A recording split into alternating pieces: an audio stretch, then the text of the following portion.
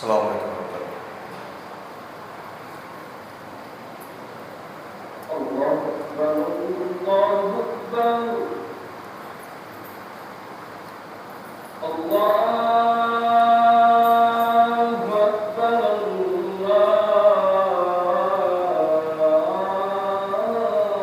الله أكبر أشهد أن لا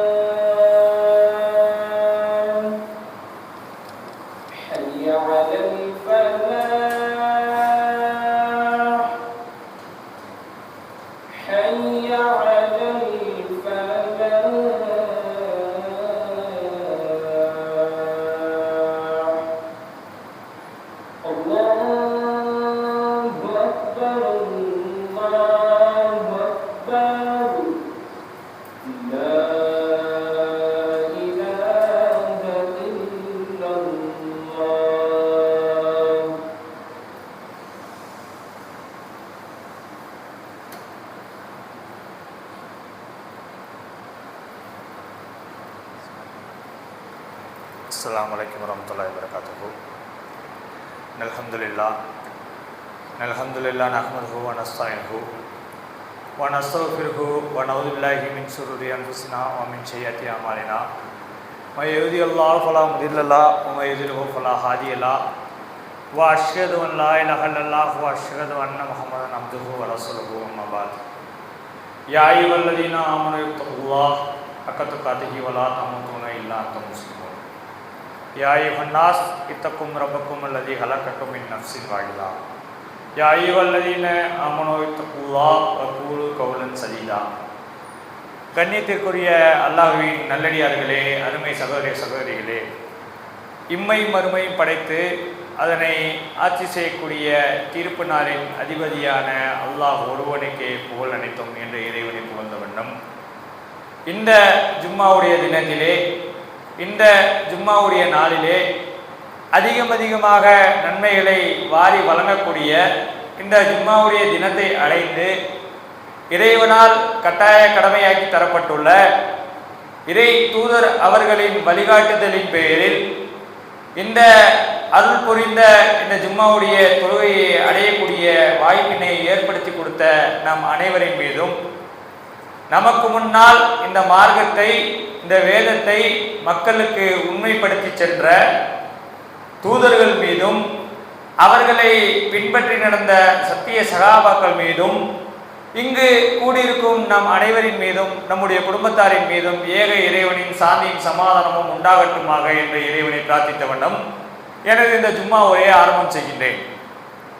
கண்ணியத்திற்குரிய அல்லாஹ்வின் நல்லடியார்களே, அருமை சகோதர சகோதரிகளே, பூமியிலே நாம் வாழக்கூடிய இந்த காலகட்டத்தில் செய்தித்தாள்களை நாம் திறந்து பார்த்தாலும் அல்லது சமூக வலைதளங்களை நாம் திறந்து பார்த்தாலும் நாளுக்கு நாள் நாம் கேட்கக்கூடிய செய்தி என்பது, தொடர்ந்து நம் கண்களிலே புலப்படக்கூடிய செய்தி என்பது ஆங்காங்கே கொலை, ஆங்காங்கே கொள்ளை, ஆங்காங்கே கற்பழிப்பு, சமூகத்திலே எதுவெல்லாம் கொடுமை, சமூகத்திலே எதுவெல்லாம் தீமை என்று நாம் எண்ணிக்கொண்டிருக்கிறோமோ அந்த சம்பவங்கள்லாம் பூமியிலே அரங்கேறுவதை செய்தித்தாள்களின் வழியாகவும் சமூக வலைதளங்களின் வழியாகவும் நாம் கண்டுகளித்தே வந்துட்டு இருக்கிறோம்.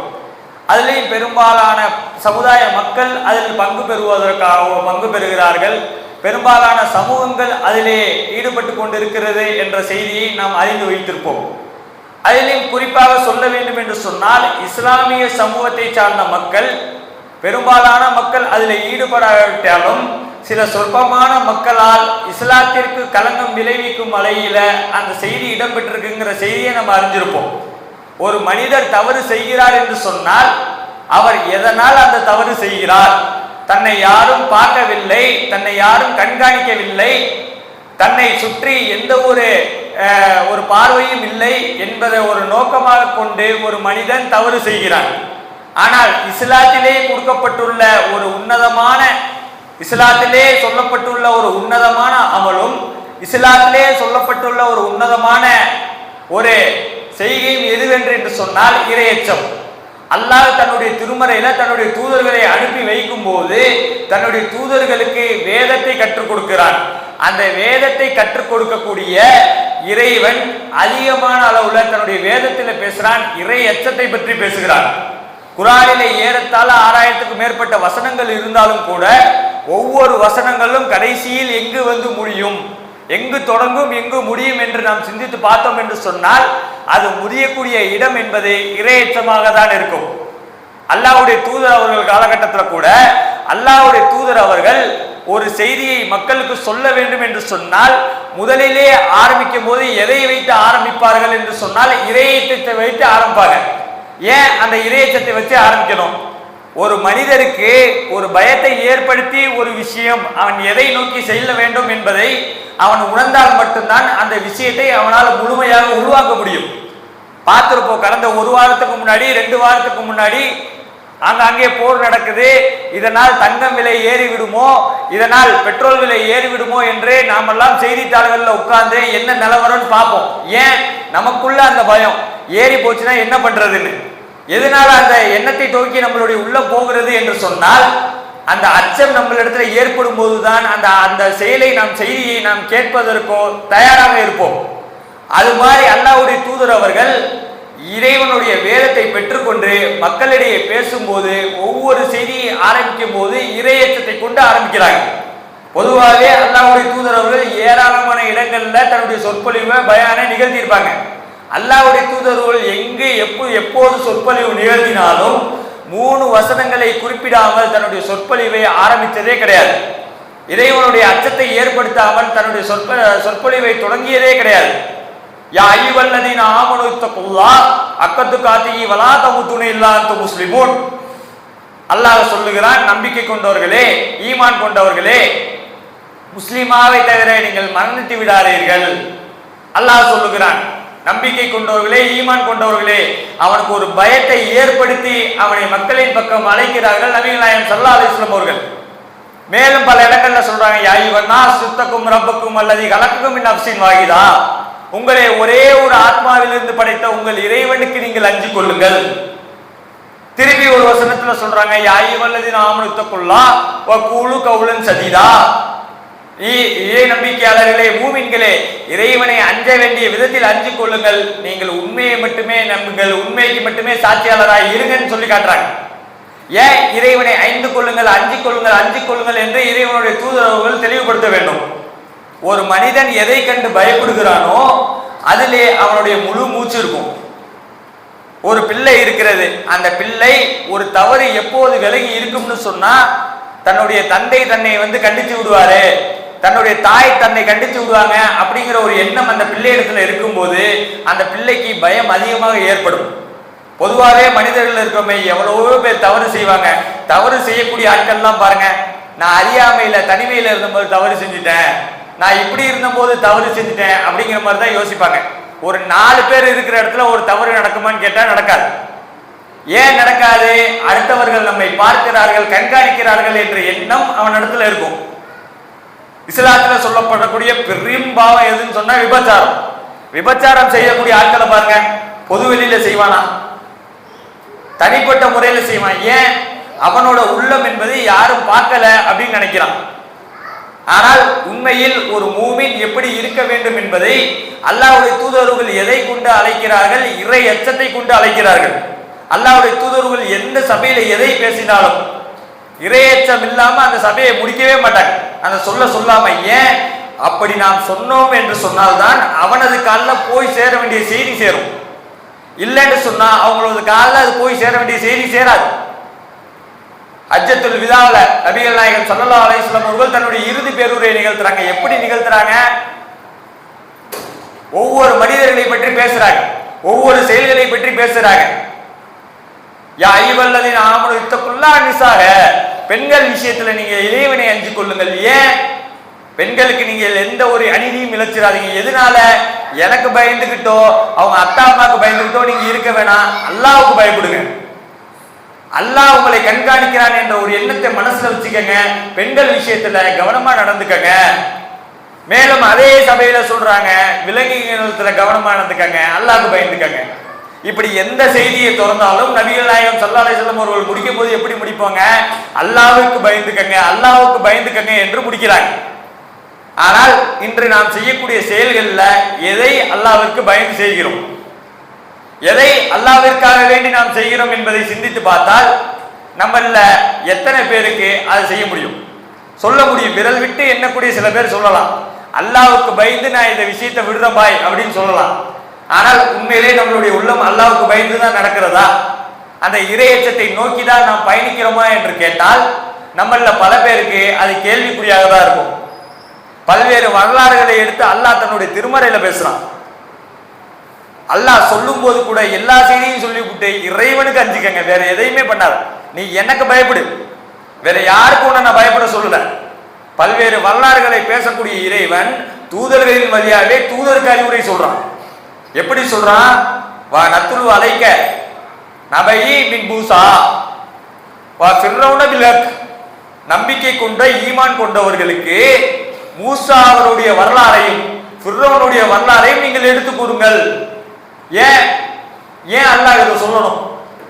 எதனால இதை தெளிவுபடுத்தணும்? மூசா அலைஹிஸ்ஸலாத்தை பற்றி அல்லாஹ் எவ்வளவோ செய்தி பேசியிருப்பான், நாமளும் கேள்விப்பட்டிருப்போம். இன்னைக்கு அஷ்ராவுடைய நோன்பு நாம் மூசா அலைஹிஸ்ஸலாத்துக்காக அவர்கள் அந்த நாளிலே காப்பாற்றப்பட்டார்கள், அதற்காக நோன்பு நோக்கிறோம் என்ற எண்ணம் நம்மளிடத்துல இருக்கும். ஆனால் அவர்கள் காட்டிய இறையச்சம் நம்மளிடத்துல இருக்குமான்னு கேட்டால் சுத்தமா கிடையாது. மூசா அலைஹிஸ்ஸலாத்தை பற்றி நம்ம செய்தி வரும்போது என்ன நினைப்போம்?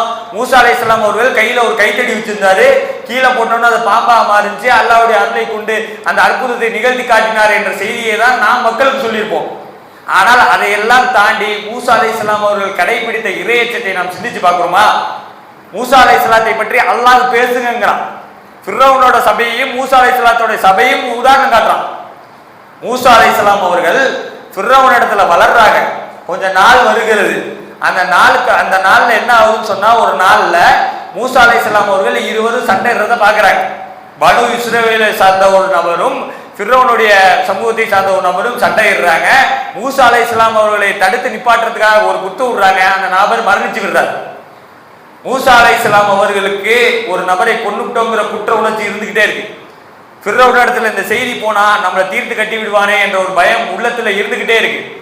அடுத்த நாளும் அதே போன்ற ஒரு சம்பவம் நடக்குது. யார் நேற்று ஒரு இடத்துல சண்டை போட்டுட்டாங்கன்னா அவர் அடுத்த நாளும் சண்டை போட்டுட்டு இருக்காரு. மூசா அலைஹிஸ்ஸலாம் அவர்கள் மறுபடியும் விளக்க போகிறாரு. விளக்கும் போது அந்த நபர் மூசா அலைஹிஸ்ஸலாத்தை பார்த்து கேட்கிறார், நீங்கள் ஏற்கனவே ஒருத்தரை கொண்டத மாதிரி என்ன கொல்ல பாக்குறீங்களா அப்படின்னு கேட்டோன்னே மூசா அலைஹிஸ்ஸலாம் அவர்கள் தன்னுடைய இருப்பிடத்தை விட்டு நவுந்து போயிடுறாங்க. ஏன்? நம்ம கொன்ன விஷயம் பார்த்துட்டான், இவனுக்கு தெரிஞ்சு போச்சு. நாளைக்கு ஃபிர்அவுன் இடத்துல போனோம்னு சொன்னா நிச்சயமா நம்மளுக்கு தண்டனை. ஃபிர்அவுனுக்கு பயந்து மூசா அலைஹிஸ்ஸலாம் மீது ஃபிர்அவுன் கடுமையாக நடந்து கொள்வான், வரம்பு மீறுவான் என்று பயந்து மூசா அலைஹிஸ்ஸலாம் அவர்கள் தான் இருந்த இடத்தை விட்டு வெளியூருக்கு போயிடுறாங்க. நீண்ட நாட்கள் ஆகுது. மத்திய நகர்ல இருந்து திருப்பி மூசா அலைஹிஸ்ஸலாம் அவர்கள் தன்னுடைய சொந்த ஊருக்கு திரும்பி வர்றாங்க. வர்ற வழியில அல்லாஹ்விடத்துல இருந்து தூது செய்தி கிடைக்குது. அந்த தூது செய்தியை பெற்றுக்கொண்டு நபி மூசா அலைஹிஸ்ஸலாம் அவர்கள் ஃபிர்அவுன் இடத்துல வர்றாங்க. எந்த ஃபிர்அவுனுக்காக பயந்து வரம்பு மீறுவான் என்று சென்றார்களோ அதே ஃபிர்அவுனோட சபையில நபி மூசா அலைஹிஸ்ஸலாம் அவர்கள் தன்னுடைய இறையச்சத்தினோட வெளிப்பாடா, எனக்கு நீ உன்னை கண்டு நான் பயந்து ஓடிட்டேன், அது பெரிய தப்பு, என் கூட யார் இருக்கா தெரியுமா? என்னுடைய இறைவன் இருக்கிறான். நான் பயப்பட வேண்டிய ஆள் என்னுடைய அரசனோ என்னுடைய அதிகாரத்துல உள்ளவனோ கிடையாது. என்னுடைய இறைவன் என்ற ஒரு வார்த்தைக்காக, என்னுடைய இறைவன் என்ற செயலுக்காக மூசா அலைஹிஸ்ஸலாம் அவர்கள் அந்த ஃபிரௌனோட சபையில எப்படி நடந்து கொண்டாங்கங்கிற செய்தியை அல்லாஹ் தன்னுடைய திருமறையில சொல்லி காட்டுறான். இன்னைக்கு நம்ம வாழ்க்கையோட ஒப்பிட்டு பார்ப்போமே. இறையச்சம் இறையச்சம் என்று பேசுகிறோம். இப்படி நம்மள அதிகாரத்தில் உள்ளவங்கள்ட்டையோ அல்லது நம்மளுடைய உயர்ந்த இடத்துல இருக்கிறவங்கள்ட்டையோ நம்மளுடைய இறையச்சத்தை என்னைக்காவது வெளிப்படுத்திருவோமா? அல்லாஹ் ஒரு செய்தியை சொல்றான், நம்மள அதிகாரத்தில் உள்ளவர், நமக்கு மேல அதிகாரம் படைச்சவர் ஒரு செய்தியை சொல்றாருன்னு சொன்னா நாம் எதை எடுத்துக்குவோம்? அல்லாஹ் சொல்ற அச்சத்தை அல்லாஹ் எதுக்கு பயப்பட சொன்னான்னா அதை விளக்கிடுவோம். அவர் எதுக்கு மேல உள்ளவர் என்ன சொல்றாரோ அவருக்கு பயப்படுவோம். ஏன்? நம்மளுடைய இறையச்சம் என்பது அந்த லெவல்ல தான் இருக்கு. ஆனா நபிமார்களை பற்றி அல்லாஹ்க்கு பேசும்போது அவர்களுடைய இறையச்சம் என்பது எப்படி இருந்துச்சு? நமக்காவது இன்னைக்கு எவ்வளவோ வாய்ப்புகள் இருக்கு, நம்ம மேல யாரும் வரம்பு மீற மாட்டாங்க. வரம்பு மீறக்கூடிய ஒரு சூழல் வந்தா கூட அந்த சூழலை எப்படி எதிர்கொள்ள வேண்டும் என்பதை என்னுடைய இறையச்சத்தின் வழியாக எதிர்கொள்வேன் என்று அந்த தூதர்கள் இருந்தாங்கிற செய்தியை சொல்லி காட்டுறான். நம்மளுடைய வாழ்க்கையில என்னைக்காவது அதை கடைபிடித்திருக்கிறோமா? இறையச்சம் இறையச்சம் இறையச்சம் என்று பேசுகிறோம். அந்த இறைவன் மீது என்னைக்காவது ஒரு அச்சத்தோடு இருக்கிறோமா? சிந்திச்சு பார்ப்போமே. இங்கேருந்து பள்ளிவாசல்ல இருந்து நம்ம வெளியூருக்கு போவோம், உள்ளூர்ல இருந்தா தொழுவோம், ஓகே. வெளியூருக்கு பயணம் பண்ணி போகக்கூடிய ஆட்கள் எப்படி இருப்போம்? ஏறத்தாழ ஒரு கொஞ்ச நபர்கள் வெளியூர்ல போனாலும் இதே தொழுவையை கடைபிடிக்கக்கூடிய நபர்கள் இருப்பாங்க. ஆனால் தொழுகையுடைய நேரம் வந்துருச்சு. அல்லாஹ்வுடைய தூதர் அவர்கள் சொல்றாங்க, அல்லாஹ் சொல்லுகிறான், தொழுகை நேரம் குறிக்கப்பட்ட கடமை என்று. தொழுகையுடைய நேரத்தை நாம் அடைந்ததற்கு அப்புறம் அந்த தொழுகையை நம்ம சரியா தொழுகிறோமா? ட்ரெயின்ல போயிட்டு இருப்போம், தொழுகையோட நேரம் வந்துருச்சு, நம்மளால அந்த தொழுகையை நிறைவேற்ற முடியுமா? இன்னைக்கு எத்தனை மக்கள் நிறைவேற்றுகிறோம்? ஏன்? சுத்தி உள்ளவனுக்காக நம்ம பயப்படுகிறோம். ஒருவேளை இதை அவன் பார்த்துட்டான்னு சொன்னா நாளைக்கு என்கிட்ட பேசாம போயிடுவானோ, என்னை பத்தின ஒரு எண்ணம் தவறான எண்ணமா போயிடுமோ, அல்லது அவன் வேற ஆளா இருந்தா நம்ம மேல அத்துமீறுவானோ அப்படிங்கிற ஒரு எண்ணத்தை நம்ம உள்ளத்துல வச்சிருக்கிறோம். ஆனால் இதையெல்லாம் தாண்டி எப்படி இருக்க வேண்டும் என்பதை பல நபிமார்களின் வரலாறு நமக்கு தெளிவுபடுத்துகிறது. வத்ரு அலைஹிம் நபா இப்ராஹிம், இப்ராஹிம் நபியின் அழகிய வரலாறை அந்த மக்களுக்கு எடுத்து சொல்லுங்க அல்லாஹ் சொல்லி காட்டுகிறான் தன்னுடைய திருமறையில. இப்ராஹிம் நபியை பத்தி ஏராளமான இடங்கள்ல கேள்விப்பட்டிருப்போம்.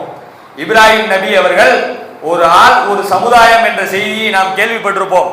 அந்த ஒரு ஆள் ஒரு சமுதாயம் மட்டும் அவருக்குரிய இலக்கணமே கிடையாது. யுத்தகு அலில்லாங்கிறான், என்னுடைய உற்ற தோழ நண்பன் என்று சொல்லுகிறான். அப்படின்னா என்ன அர்த்தம்? அவருக்கு யாருமே முக்கியம் கிடையாது, நான் தான் முக்கியம். அவர் வேற யாருக்கும் பயப்பட மாட்டாரு, எனக்கு மட்டும்தான் பயப்படுவார். இப்ராஹிம் நபி அவர்கள் பயந்த வரலாறு நம்ம எங்கேயாவது கேள்விப்பட்டிருக்கோமா? ஒரு அரசன் அவரை நெருப்பு குண்டத்துல தூக்கி எரிய போறான், இப்ராஹிம் நபி அலைஹிஸ்ஸலாம் அவர்கள் பயந்தார்களா?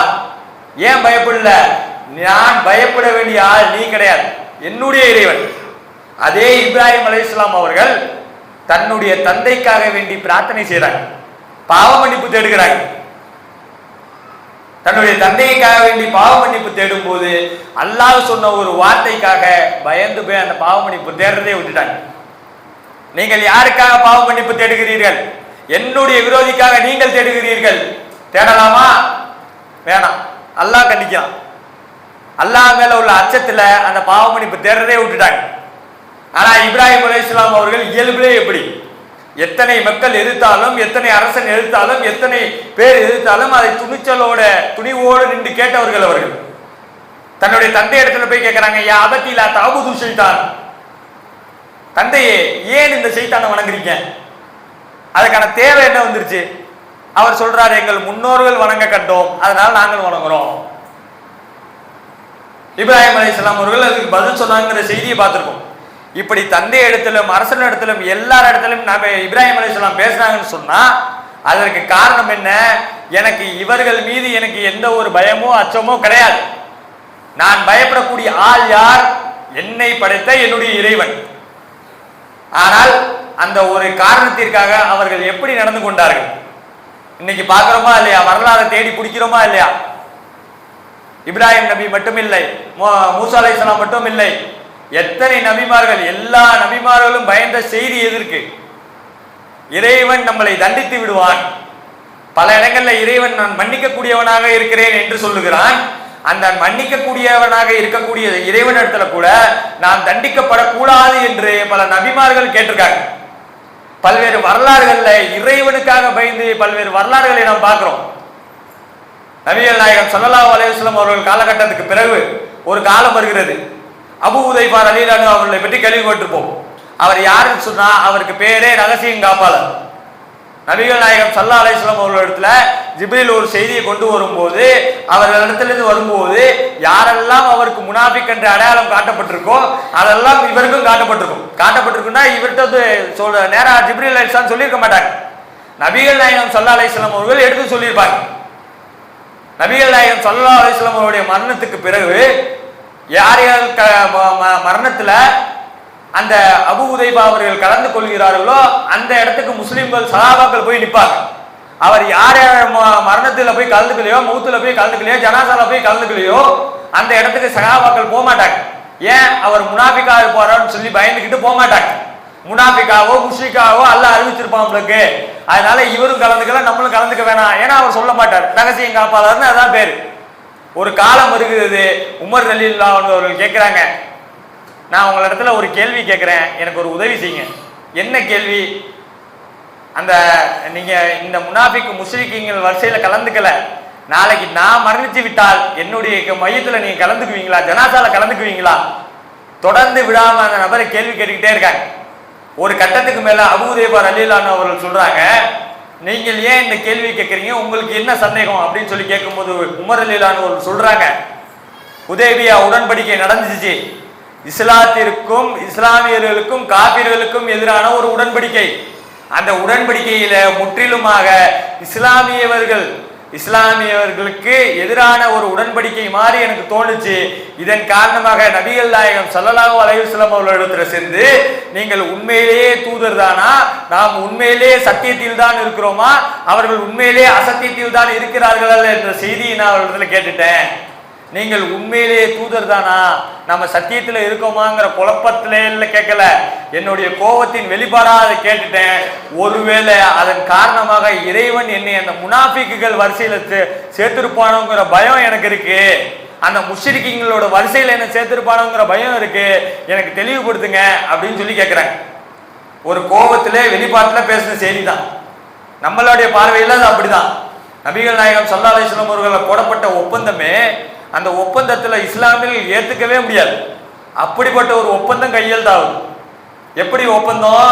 மக்காவிலிருந்து யாராவது மதீனாவுக்கு வந்தா அவர்களை திருப்பி அனுப்பிச்சிடணும், மதீனாவிலிருந்து யாராவது மக்காவுக்கு வந்தா அவங்களை நாங்க திருப்பி அனுப்ப மாட்டோம்.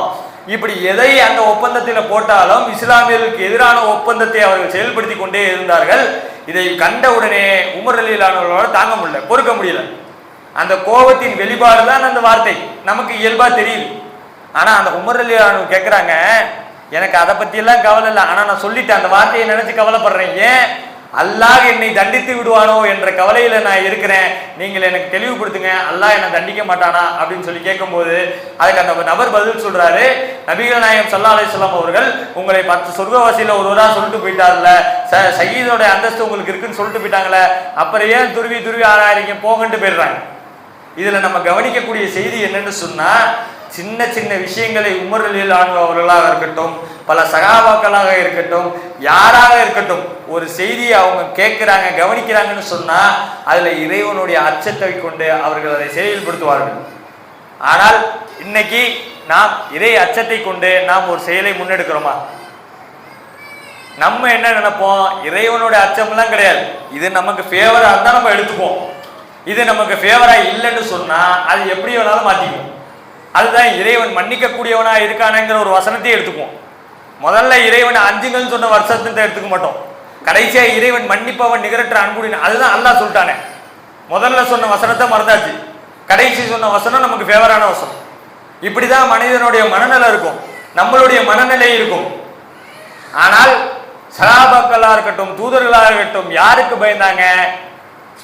இறைவனுடைய அந்த அச்சத்தை, இறைவனுடைய பயத்துக்கு, இறைவனுடைய வேதனைக்கு பயந்தாங்க.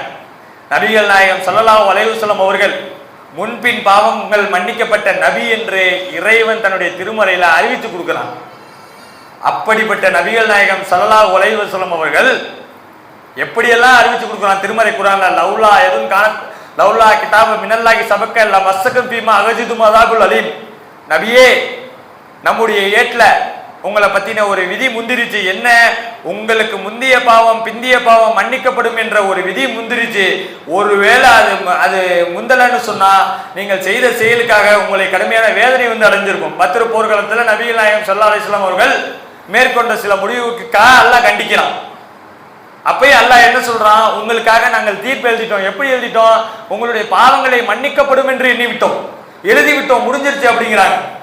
ஆனா நபிகள் நாயகம் ஸல்லல்லாஹு அலைஹி வஸல்லம் அவர்கள் சொல்றாங்க, ஒரு நாளைக்கு 70க்கும் மேற்பட்ட முறையில நான் இறைவன் இடத்துல பாவ மன்னிப்பு தேடுவேன். இறைவனுடைய அச்சத்துல நான் இருக்கிறேன். ஏன்? இறைவனை அஞ்சிக்கொண்டே இருந்தாங்க. அதான் பாவங்கள் மன்னிக்கப்பட்டிருச்சே, இறைவன் கேள்வி கேட்க மாட்டானே, அதையெல்லாம் கிடையாது. என்னுடைய பாவங்கள் மன்னிக்கப்பட்டாலும் இறைவன் இடத்துல எனக்கு அந்த பயம் இருந்துகிட்டே இருக்கணும். அப்போதுதான் நான் என்னை சரி செய்து கொள்ள முடியும், என்னுடைய உள்ளத்தை சீர்படுத்திக் கொள்ள முடியும் என்ற ஒரு நோக்கத்திற்காக இறைவனுடைய தூதர் அவர்கள் தன்னுடைய பாவத்தின் அச்சத்தின் வெளிப்பாடாகவே தன்னுடைய வாழ்க்கையை கலந்து முடிச்சாங்க. ஆனா இன்னைக்கு நம்ம அப்படி இருக்கிறோமா? ஒரு தவறு செய்யறோம், ஒரு நாளைக்கு எத்தனையோ முறை தவறுகள் செய்வோம். 24 மணி நேரத்துல ஒரு 12 முறையில எத்தனையோ செயல்பாடுகள் செய்வோம். இது தவறாண்டே தெரியாத அளவுக்கு ஒரு தவறு செய்வோம். ஆனா அந்த தவறுக்காக வேண்டி இறைவனுடைய அச்சத்தால இது செய்யக்கூடாது, நான் இந்த தவறை செய்து விட்டேன், இனி இதிலிருந்து விடுபட வேண்டும், இதிலிருந்து என்னை மாற்றிக்கொள்ள வேண்டும், இறைவன் என்னை கண்காணிக்கிறான் என்ற எண்ணத்தை நாம் என்னைக்காவது கொண்டிருக்கிறோமா? அது இல்லைன்னு சொன்னா நம்ம என்ன சொல்றோம்? இறைவனுடைய அச்சம் என்பது வெறும் வாயளவுல தான் இருக்கு. இறைவனுடைய அச்சம் என்று சொன்னால் இறைவனை கண்டவுடனே நம்ம உள்ளங்கள்லாம் நடுங்கும் அப்படிங்கிற ஒரு செய்தியை இறைவன் சொல்லுகிறான். அந்த நடுங்கக்கூடிய நாளுக்காக அஞ்சிக் கொள்ளுங்கள் என்று சொல்லுகிறான். அப்படின்னா அந்த நாள் எப்படி வருங்கிறது நமக்கு தெரியாது. அதை பார்த்து நம்ம பயப்படக்கூடிய ஆளாவே நம்ம இல்லை. நம்ம யாரை பார்த்து பயப்படுகிறோம்? எது நம் கண்முன்னே நடக்கிறதோ, எது நம் கண்முன்னே அச்சத்தை ஏற்படுத்துகிறதோ அதற்காக தான் நாம் அச்சப்படுகிறோமே தவிர நாம் ஏற்றுக்கொண்டிருக்கிற இறைவனை நோக்கி நாம் அச்சப்படுவதிலிருந்து விலகி இருக்கிறோம். ஆகையினால் நாம் ஒவ்வொருவரும் என்ன பண்ணணும்னு சொன்னா நம்மளுடைய உள்ளத்தை சுய பரிசோதனை செய்து பார்க்க வேண்டும். இறைவனுக்கு நாம் முழுமையாக அஞ்சுகிறோமா அல்லது அஞ்சுவதை போல நடிக்கிறோமா என்பதை, அல்லது அஞ்சுவதை போல நம்மளுடைய உள்ளங்களை தேட்டிக் கொள்கிறோமா என்பதை நாம் சிந்திச்சு பார்த்தோம்னு சொன்னா இனி வரக்கூடிய காலகட்டங்கள்ல இறைவனை அஞ்சுவதற்கு என்ன வழியோ அந்த வழியை நாம் செயல்படுத்த முயற்சி எடுப்போம் இன்ஷா அல்லாஹ் என்பதை சொல்லிக்கொண்டு, இறைவனுக்கு அஞ்சக்கூடிய மக்களாக இறைவன் உங்களையும் என்னை மாய்க்கால் கூறுவானாக என்று கூறிய முதல் உரிமை செய்கிறேன். அஸ்ஸலாமு அலைக்கும்.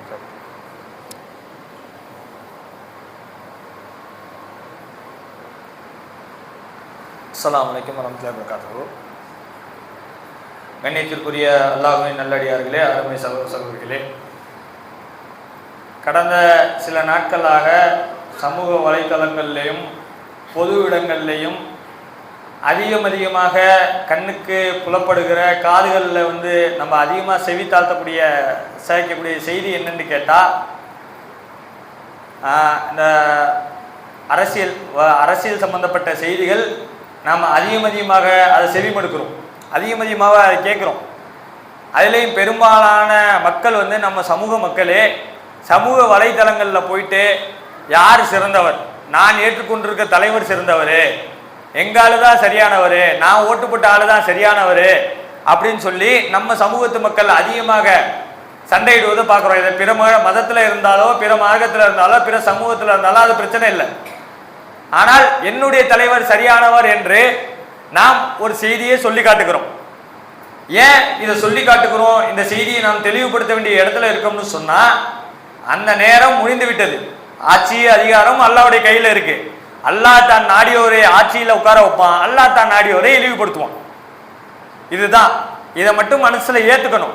ஆனால் நம்ம என்ன சொல்றோம்? இவங்க வந்துட்டாங்க, அவங்க வந்துட்டாங்க, இவங்க செய்யலை, அவங்க செய்யலை, எல்லா இடங்கள்லையும் சண்டை, இளைஞர்கள் ஆரம்பித்து முதியோர்கள் வரைக்கும் எல்லா இடத்துலையும் சண்டை. ஆனால் உண்மையிலே நாம் எதை கவனிக்க வேண்டும் என்று சொன்னால், நாம் யாருக்காக வக்காலத்து வாங்கிக்கிறோம், யாருக்கு நம்ம சாட்சி சொல்றோம்? ஒருத்தருக்கு நம்ம சாட்சி சொல்றோம்னு சொன்னா அவர் தகுதியுடைய ஆளா இருக்கணும்ல. ஒருவரை தலைவராக நான் ஏற்றுக்கொண்டேன், அமீராக ஏற்றுக்கொண்டேன் என்று சொன்னால் அவர் தகுதியுடைய ஆளா இருக்கணும். பொதுவாகவே தொழுவு வைக்கிற இடத்துல பார்ப்போம், நல்ல ஓத தெரிஞ்சவரை முன்னாடி என்று தொழுவு ஓகே விடுவோம்.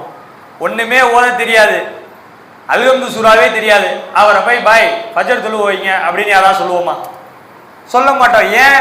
அவருக்கான தகுதி அது இல்லை என்பதை நாம் தீர்மானித்து விட்டோம். ஆனால் ஒரு தலைவரை தேர்ந்தெடுக்கும் போது கூட யார் இந்த தலைவர், இவருக்காக நாம் ஏன் வக்காலத்து வாங்க வேண்டும்? சிந்திச்சு பார்க்கிறோமா இல்லையா? நாம் எப்பேற்பட்ட மார்க்கத்திலே எப்படிப்பட்ட தலைவர்களை ஏற்று வந்திருக்கிறோம்? இறைவன் சொல்லுகிறான், நம்மளை யாரு கட்டுப்பட சொல்றான்? லக்கத் ஜாக்கும் ரசூலும் அன்புசிக்கும், உங்களிடமிருந்து உங்களுக்கு ஒரு தூதர் வந்திருக்கிறார். அப்படின்னா உங்கள்கிட்ட ஒரு தூதரை உங்களுக்கு தலைவராக நான் அனுப்பி வைத்திருக்கிறேன். அவருக்கு உங்களுக்கு அவரிடத்துல அழகிய முன்மாதிரி இருக்கு அப்படிங்கிறான். அப்ப இறைவன் சொல்லுகிறான், ஒரு நபரை கை காட்டி இவர்தான் உங்கள் தலைவர் என்று சொல்லுகிறார். அந்த தலைவரை போன்றே இப்ப இருக்கக்கூடிய தலைவர் இருக்கிறாங்களா? நபிகள் நாயகம் ஸல்லல்லாஹு அலைஹி வஸல்லம் அவர்கள் எப்பேற்பட்ட தலைவராக பூமியிலே வாழ்ந்து தன்னுடைய வாழ்நாளை முடித்தார்கள் என்பதை வரலாறு பேசுகிறது. உலகத்தில் எந்த வரலாறுகளையும் எந்த அறிஞர்களையும் எடுத்து பார்த்தால் நபி அவர்களை பற்றி கேட்டோம்னு சொன்னா அவர்கள் சொல்லக்கூடிய ஒரே ஒரு செய்தி, சிறந்த தலைவர், நாம் ஏற்று பின்பற்றக்கூடிய சிறந்த முன்மாதிரி, சிறந்த முன்னுதாரணம், சிறந்த தலைவர் என்று சொல்லக்கூடிய ஆட்கள் நம்ம சமூகத்தில் இல்லை, எல்லா சமூகத்து மக்களும் ஏற்றுக்கொள்ளக்கூடிய ஒரு தலைவராக நபிகள் நாயகம் ஸல்லல்லாஹு அலைஹி வஸல்லம் இருக்கிறாங்க. அப்படி எத்தனை தலைவர்களை இந்த சமூகம் ஏற்றிருக்கு. ஆனா நபி அவர்களை ஏற்றுக்கொள்ளக்கூடிய இந்த சமூகம் ஆனால் இன்னைக்கு எப்படி இருக்கு, யாரை தலைவராக ஏற்றுக்கிட்டு இருக்கு அப்படிங்கிறத சிந்திச்சு பார்க்கணும். உம்மு சல்மா ரலியல்லாஹு அன்ஹா அவர்கள் சொல்றாங்க, நபிகள் நாயகம் ஸல்லல்லாஹு அலைஹி வஸல்லம் அவருடைய மனைவி சொல்றாங்க, ஒரு நாள் நபிகள் நாயகம் ஸல்லல்லாஹு அலைஹி வஸல்லம் அவர்கள் தன்னுடைய வீட்டில் அமர்ந்திருக்கிறாங்க. ஏதோ ஒரு செய்திக்காக திடீர்னு சிரிக்கிறாங்க, திடீர்னு அழுகுறாங்க. உம்மு சல்மா ரலியல்லாஹு அன்ஹா அவர்கள் கேட்கிறாங்க, அல்லாஹ்வுடைய தூதரே, நல்லா தானே உட்கார்ந்துருந்தீங்க, நல்லா தானே இருந்தீங்க, ஏன் திடீர்னு சிரிச்சீங்க, ஏன் திடீர்னு அழுகுறீங்க அப்படின்னு சொல்லி கேட்கும்போது நபிகள் நாயகம் ஸல்லல்லாஹு அலைஹி வஸல்லம் அவர்கள் சொல்றாங்க, ஜிப்ரீல் என்னிடத்துல வந்தார், வந்து என்னுடைய பேரன், என்னுடைய பாசமிகு பேரன் இஸ்லாமிய படையினரால் கொல்லப்படுவார் என்ற செய்தியை எனக்கு முன்னறிவிப்பு விட்டு சென்றார். இதை கண்டு என்னுடைய உள்ளம் கலங்கியது அப்படின்னு சொல்லி நபிகள் நாயகம் ஸல்லல்லாஹு அலைஹி வஸல்லம் அவர்கள் சொல்றாங்க. இதுல நம்ம என்ன கவனிக்கணும்னு சொன்னா, நபிகள் நாயகம் ஸல்லல்லாஹு அலைஹி வஸல்லம் அவர்கள்ட்ட யாராக இருக்கட்டும், அவர்களுக்கு கேட்கக்கூடிய இடத்துல அல்லாஹ் ஒரு சிறப்பை கொடுத்திருப்பான். ஒவ்வொரு நபிமார்களுக்கும் அவர்களுடைய துவாவுக்கு அல்லாஹ் பதிலளிப்பான். எந்த துவாவுக்குமே அல்லாஹ் சாமானியனுக்கும் அளிப்பான், ஆனா நபிமார்களுக்கு கூடுதலா பதிலளிப்பான். உதாரணத்துக்கு மூசா அலைஹிஸ்ஸலாம் அவர்கள் இறைவனிடத்துல இறைவன் சொல்றான், நீங்க போய் தூது செய்தி சொல்லுங்க. அவர் கேட்கக்கூடிய செய்தி என்ன, இறைவா என் நாவல உள்ள முடிச்ச ஒத்துடு, என் உள்ளத்தை விசாலமாக்கு, என் உள்ளத்தை விசாலமாக்கு, நாவல உள்ள முடிச்ச அவுத்து விடு, எனக்கு துணையா என்னுடைய சகோதரனை ஏற்படுத்தி கொடு என்ற செய்தியை துவாவை கேட்கிறாங்க. அல்லாஹ் அனுமதிக்கிறான். இது மாதிரி ஒவ்வொரு நபிமார்களும் ஒவ்வொரு காலகட்டத்தில் ஒவ்வொருத்தருக்காக துவா கேட்டிருக்காங்க. நபிகள் நாயகம் ஸல்லல்லாஹு அலைஹி வஸல்லம் அவர்கள் நினைச்சிருந்தா அந்த இடத்துல துவா கேட்டிருக்கலாம். நாளைக்கு மறுமை நாள் என்று ஒன்று வரும். அப்போ எல்லா நபிமார்களும் யா நஃப்சி என்று கேட்பார்கள். ஆனா நபிகள் நாயகம் ஸல்லல்லாஹு அலைஹி வஸல்லம் அவர்கள் யா உம்மத்தி என்று கேட்பார்கள். அப்படி என்று சொன்னால் என்னுடைய சமுதாயத்திற்காக நபிகள் நாயகம் ஸல்லல்லாஹு அலைஹி வஸல்லம் அவர்கள் கேட்கிறார்கள் என்ற செய்தி நமக்கு தெளிவா தெரியுதா இருக்குதான். ஆனால் நாம் அப்படிப்பட்ட தலைவரை விட்டுவிட்டு எந்த தலைவன் மக்கள் மீது அக்கறை இல்லாமல் செயல்படுகிறானோ அவனை தலையில தூக்கி வச்சு கொண்டாடுறோம். எந்த தலைவன் கொள்ளையடிக்கிறானோ அவனை தலையில தூக்கி வச்சு கொண்டாடுறோம். நம்ம பொய் சாட்சியம் சொல்றதுக்கு தகுதி இருக்கா? இஸ்லாத்துல அனுமதி இருக்கா? பொய் சத்தியம் செய்வதற்கோ பொய் சாட்சியம் சொல்வதற்கோ அனுமதி இருக்கா? அல்லது ஒரு தவறுக்கு துணை போவதற்கு அனுமதி இருக்கா? ஆனால் இதையெல்லாம் இப்ப இருக்கக்கூடிய தலைவர்கள் செய்யறாங்க. நம்மளே சொல்லுவோமே, இவரை 100% 50% பர்ஃபெக்டான்னு கேட்போமே, அதெல்லாம் எந்த தலைவனும் பர்ஃபெக்டே இல்லைன்னு நம்மளே சொல்லுவோம். ஆனால் அப்படி இருக்கக்கூடிய வேலையில கூட நாம் அவர்களுக்காக சப்போர்ட் பண்ணிட்டு வருவோம். ஏன்? அவனை தலைவனா ஏற்றுக்கிட்டோங்கிற ஒரே காரணம் தான். ஆனால் நம்முடைய சமூகம் யாரை தலைவனாக ஏற்றுக்கொள்ள வேண்டும், எந்த தலைவர் நமக்கு முன்மாதிரி என்று இறைவன் சொல்லுகிறானோ அந்த தலைவருடைய பண்புகளிலே கால் தூசிக்கு கூட பெறாத ஒரு நபரை நாம் தலைவராக ஏற்றுக்கொண்டு அவர்கள் வழியிலே நாம் செல்கிறோம் என்று சொன்னால் நாம் எதை நோக்கி செயல்படுகிறோம்? நாளைக்கு நம்முடைய மரணத்துக்கு பிறகு கஃபரிலே நாம் அடக்கம் செய்யும் போது, அடக்கம் செய்துவிட்டு வந்ததுக்கு அப்புறம் மலக்குமார்கள் அந்த மனிதரிடத்துல கேட்பாங்க, மன் ரப்புக்க, உன்னுடைய இறைவன் யார்? என்னுடைய இறைவன் அல்லாஹ். மன் தீனிக்க, உன்னுடைய மார்க்கம் எது? என்னுடைய மார்க்கம் இஸ்லாம். அடுத்து கேட்கக்கூடிய செய்தி என்ன? உனக்கு சொல்லி தருவதற்கு யாராவது வந்தாங்களா? உனக்கு யாராவது அனுப்பி வச்சாங்களா? ஆமாம், இறைவனுடைய தூதர் முகமது நபி ஸல்லல்லாஹு அலைஹி வஸல்லம் அவர்களை நான் பின்பற்றி இருந்தா அந்த வார்த்தை என்னுடைய வாயில வரும். ஒருவேளை பின்பற்றலன்னு சொன்னா அது வராது. ஆனால் இன்னைக்கு நபி அவர்கள் சொன்ன செய்தியை நாம் எடுத்துக்கிறோமா அல்லது நம்மளுடைய தலைவர்கள் சொன்ன செய்தியை எடுத்துக்கிறோமாங்கிறத நம்ம சிந்திச்சு பார்க்கணும். அப்ப என்ன காரணம் என்று சொன்னால், நமக்கு வெற்றி நம்மளுடைய தலைவர்களை தூக்கி பிடிப்பதில் நமக்கு வெற்றி கிடையாது. நம்ம தலைவர்களை நாம் ஏற்றுக்கொள்வதிலேயோ தலைவர்களுக்காக நாம் பேசுவதிலேயோ வெற்றி கிடையவே கிடையாது.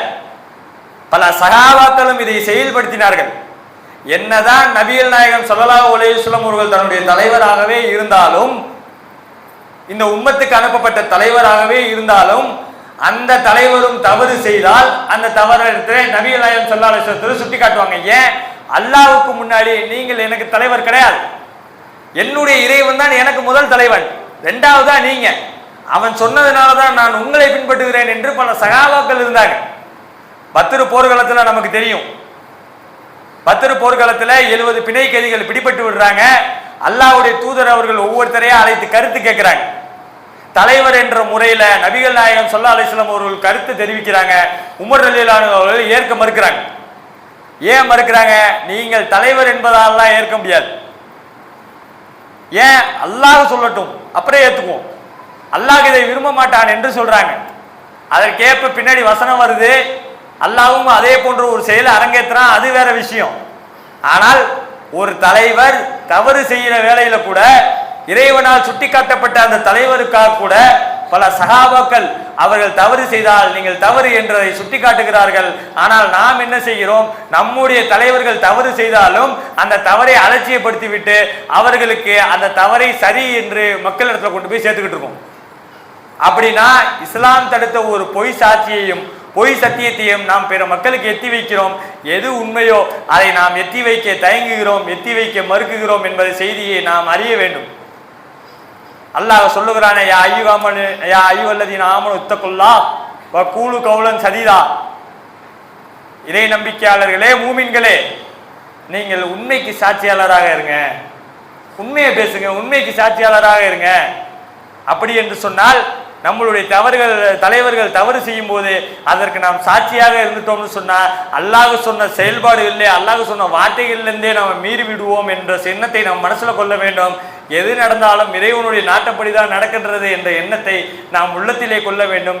எல்லாத்துக்கும் மேல இறைவனுடைய அச்சத்தோடு தான், இறைவன் எனக்கு எதை கற்பித்தானோ அந்த அச்சத்தோடு நாம் செயல்படுவோம் என்பதை நாம் உள்ளத்திலே தெளிவுபடுத்தி கொண்டோம் என்று சொன்னால் இதுவெல்லாம் நமக்கு ஒரு தூசி மாதிரி நமக்கு தெரியும். நாம் இறைவனை நெருங்குவதற்காக வேண்டிய முயற்சி எடுப்போம் இன்ஷா அல்லாஹ் என்பதை சொல்லிக்கொண்டே ஜும்மா உரையை முடிவு செய்கிறேன். வாகதான் அல்ஹம்துலில்லாஹி ரப்பில் ஆலமீன். அஸ்ஸலாமு அலைக்கும்.